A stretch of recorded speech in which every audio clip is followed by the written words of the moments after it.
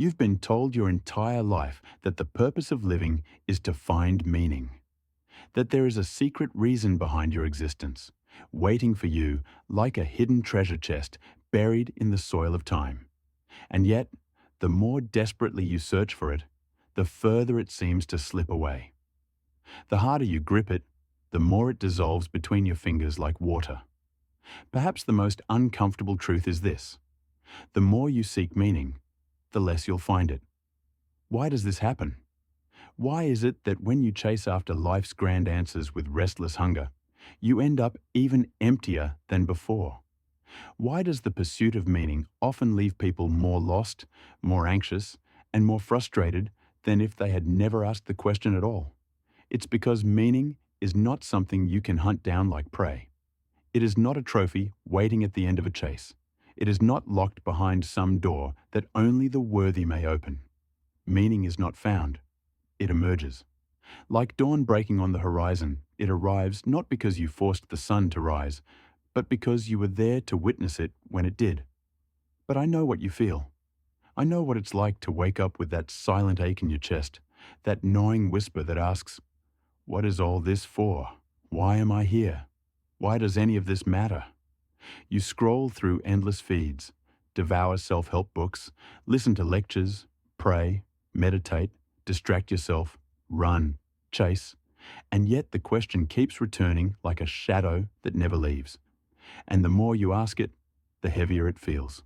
You are not alone in this. In fact, you are standing in the same place where countless seekers before you have stood. Philosophers, poets, mystics, dreamers, all of them wrestled with this same emptiness. Nietzsche once warned that when you stare long enough into the abyss stares back. And that abyss is precisely what you feel when you chase meaning as if it were a possession to be acquired. But here's the paradox. When you stop demanding life to give you meaning, life begins to reveal it. Like a wild animal that comes closer only when you sit still, meaning approaches in the quiet moments when you are no longer trying to conquer it. Let me ask you, have you ever noticed how the most meaningful moments in your life never happened when you were obsessively trying to make them meaningful? Think about it. Falling in love, laughing uncontrollably with a friend until your stomach hurts, watching the sky turn gold at sunset, holding the hand of someone you care about in silence. Did you orchestrate these moments? Did you command them into being? Or did they simply arrive, uninvited, yet unforgettable? This is the first secret. Meaning is not chased. It is allowed.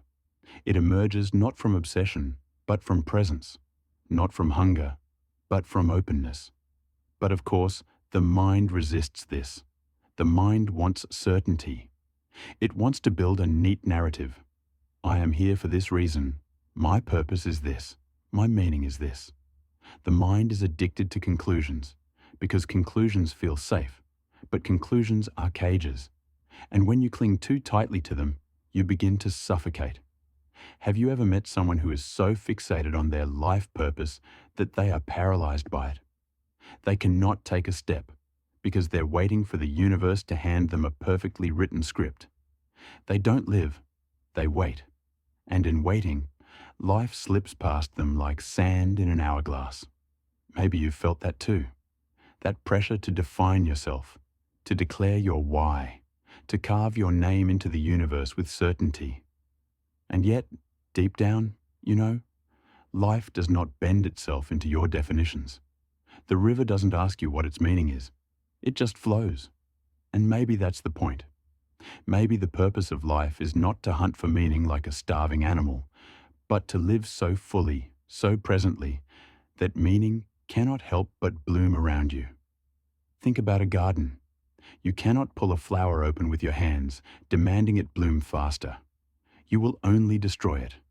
But if you water it, give it sunlight, tend the soil, and wait, the flower will bloom on its own, in its own time. Meaning is that flower, and your life is the soil.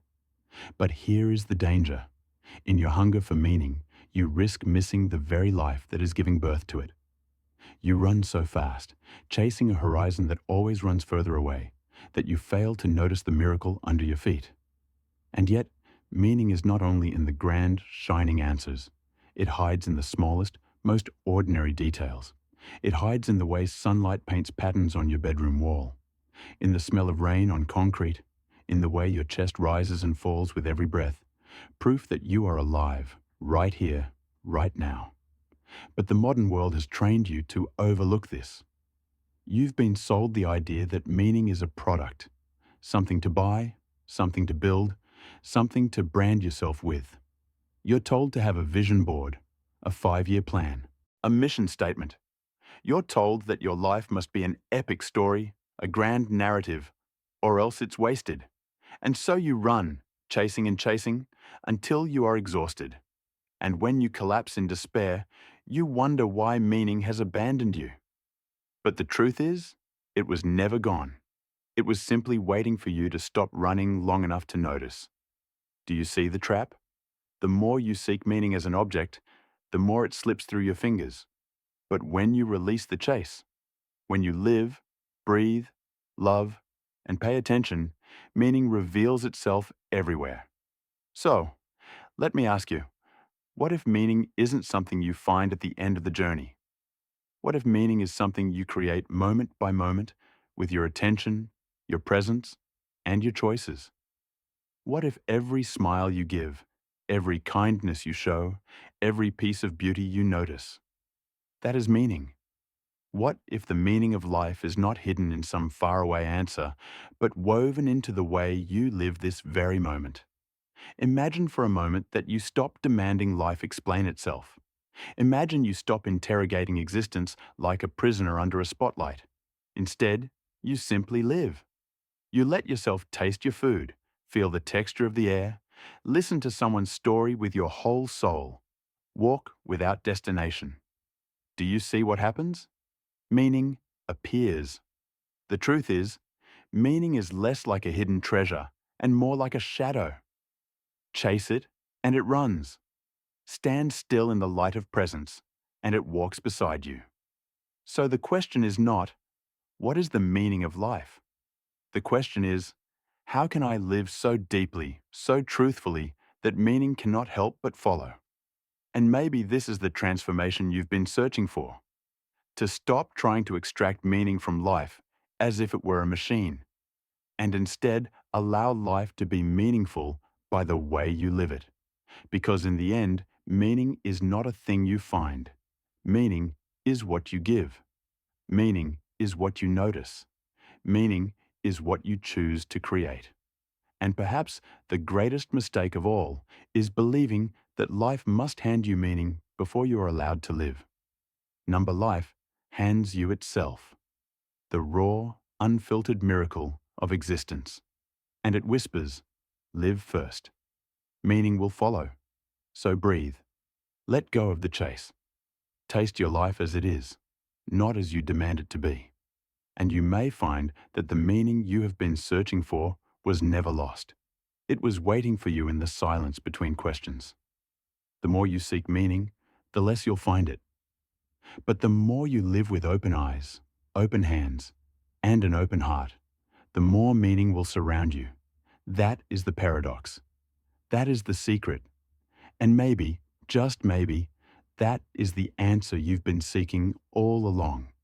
If this message spoke to you, leave a like, share it with someone who may need to hear these words, and subscribe to the channel for more reflections like this.